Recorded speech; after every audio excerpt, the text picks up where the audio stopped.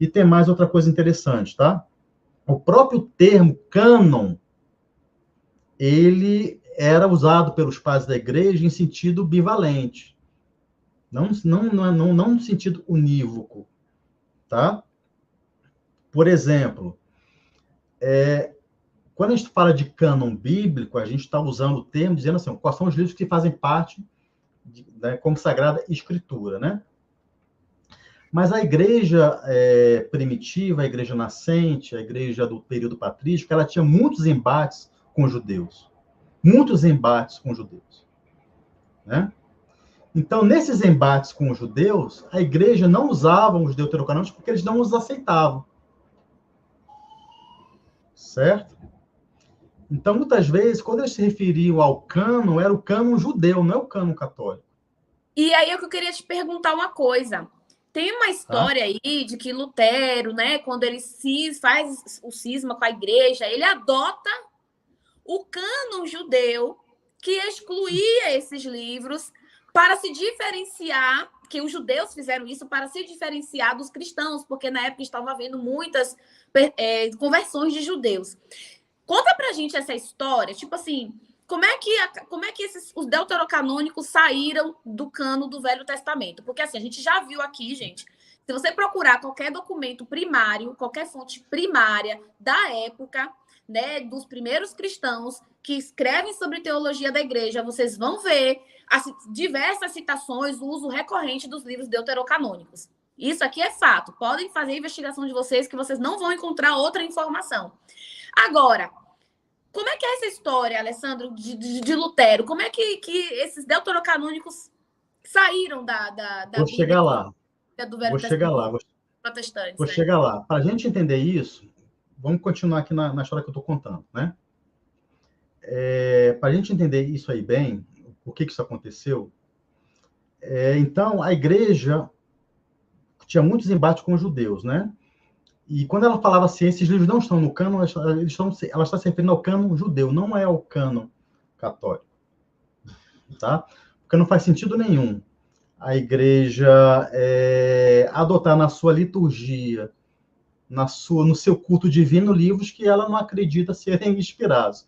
Inclusive, os pais da igreja, né, esses padres, esses patriarcas, eles citam eles como escritura, porque está escrito, usando exatamente esse termo, né? Que era o termo que era usado, indicando que aquilo era sagrado, que aquilo era escritura sagrada. Então, o primeiro ponto é isso, tá? Que é para deixar claro. Muitas vezes se refere ao como em relação ao cânon judeu, não aos livros católicos. Bem, então houve um debate, deixa eu pegar aqui, eu até guardei esse negócio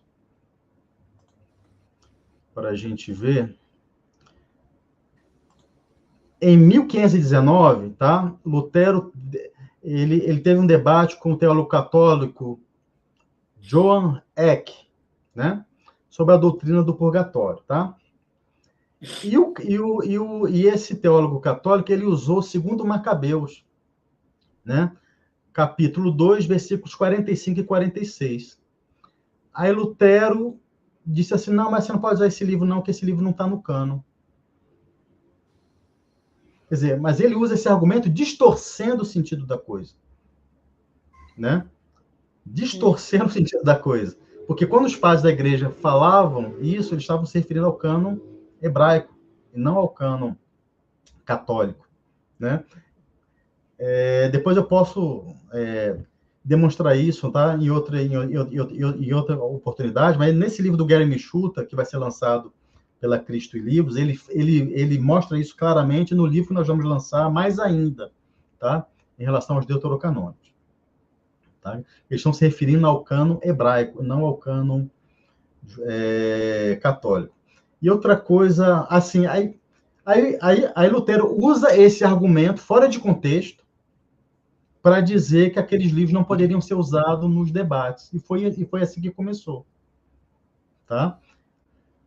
As primeiras Bíblias protestantes ainda tinham esses livros, né? E isso, assim, para sair totalmente, demorou muitos anos, tá? Quase um século depois que saiu definitivamente, tá?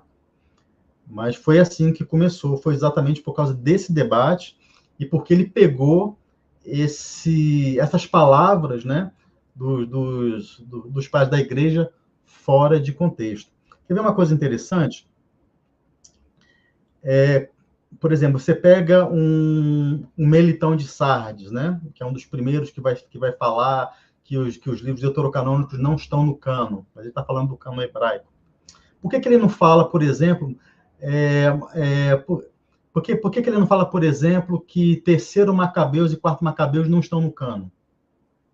Por que eles citam sempre os 7? Não citam outros livros que faziam parte da Septuaginta? Uhum. Uma pergunta interessante, mas eu vou responder o porquê. Porque esses livros nunca foram considerados canônicos pela igreja. Terceiro Macabeus nunca foi, quarto Macabeus não foi. Tá? Por isso que eles não são mencionados. Os 7 são mencionados porque a igreja acreditava neles. Né? E os protestantes usam uma coisa sem nem saber o que estão falando. É impressionante. Né? Vão citando as coisas assim, sem saber o que estão falando, sem fazer uma pesquisa realmente apurada, uma pesquisa séria, né? Sobre o assunto. Tá? Tanto que os padres falam, mas esses livros a igreja os recebe, a igreja os lê, a igreja os tem como... Inclusive, eram livros que eram usados para a instrução dos catecúmenos. Como é que vai usar livros para a instrução dos catecúmenos que não são sagrados? É verdade. Né? Santo Atanásio disse que eles são livros eclesiásticos, são livros da igreja. Claro, sim, são livros da igreja, sim, a igreja rezava com eles. Né? Lia eles na missa. Ora. Tá? Então, assim, tem muitas coisas que as pessoas não se ligam, que as pessoas não se tocam, mas que eu vou mostrando e vou acendendo a luzinha lá para o pessoal ficar esperto. Eu tenho a sensação também de que isso acontece muito porque, de fato, no protestantismo, né, falando conhece-se muito pouco de história da igreja, né? Conhece-se muito pouco da literatura cristã que não é bíblica, né? Que não está na Bíblia. Então, eu lembro que quando eu estava ali na Eusébio de Cesareia, eu ainda era protestante, né? Eu cheguei toda empolgada para o meu pastor na época, durante um almoço, e eu falei, nossa, eu estou lendo Eusébio de Cesareia, história eclesiástica. Você já deve ter lido no seminário, né?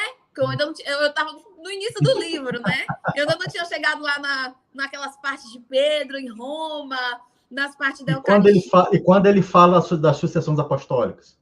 Isso, né? Aí é para acabar. Aí ele falou assim, eu achei que no seminário, por eles fazerem seminário, que eles conheciam, né? Na minha inocência. E aí ele ficou todo sem graça, aí ele falou, não, sabe como é que é? Nosso seminário só são 4 anos, não dá tempo da gente ver tudo. E aí ficou claro ali para mim que ele nunca tinha, ele não sabia nem do que eu estava falando, né? Então, e acho que foi a Bruna que falou aí, né, que os pastores, eles nunca leram um livro da patrística. E, de fato, eu tenho uma sensação, inclusive, Alessandro, não sei se você concorda comigo, mas na maioria das discussões que eu vejo na internet, o pessoal falando de patrística, a sensação que eu tenho é que ninguém leu. Tá todo mundo falando de sei lá, pegou uma citação aqui, uma citação ali, leu um resumo, não sei, porque eu falo, gente, não é possível que esse povo realmente está lendo os livros, sabe? E a sensação que eu tenho é essa. Então, assim, a sensação que eu tenho é que nas igrejas protestantes, a maioria dos protestantes, eles não conhecem a história da igreja, né? Agora que está começando até no meio protestante a se falar de patrística, e aí tá um alvoroço, né? Meio que um alvoroço aí na internet, entre os apologetas por causa da patrística. Mas eu tenho essa sensação, e eu acho que você também deve ter essa sensação, né? De que acaba acontecendo muito disso exatamente pela ignorância histórica, né? Quando a gente fica com só a escritura e a gente joga no lixo tudo que vem depois, como se a igreja tivesse se encerrado ali na Bíblia, e você não sabe nem a história da Bíblia, porque você estava falando aí, né? Os livros deuterocanônicos foram incluídos como canônicos porque eles eram eclesiásticos. Toda a igreja utilizava. E como é que foi o Novo Testamento? Né? Então. O Novo Testamento não era só aqueles livros que estão lá. Tinha Pastor de Hermas, tinha Clemente, né?